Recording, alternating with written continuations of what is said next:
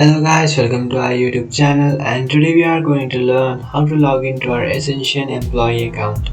So to log into your Ascension Employee Account, what you can do is just open up your browser, and after opening up your browser in search bar you can search for Login Ascension Employee Account. And after searching for that option you will come up to this page. Now in order to log into your employee account, what you can do is just scroll down, and here you can find account setup.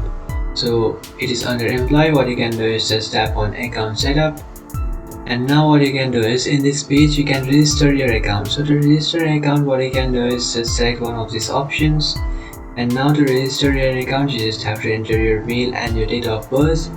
But if you want to log into your account, what you can do is just tap on this option which is global login, and over here you just have to enter your email address. After entering your email address, just tap on this option. So after entering your email address, now what you can do is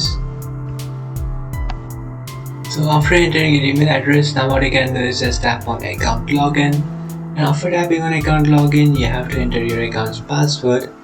After entering your account password, just again tap on account login, and then you will successfully log into your account.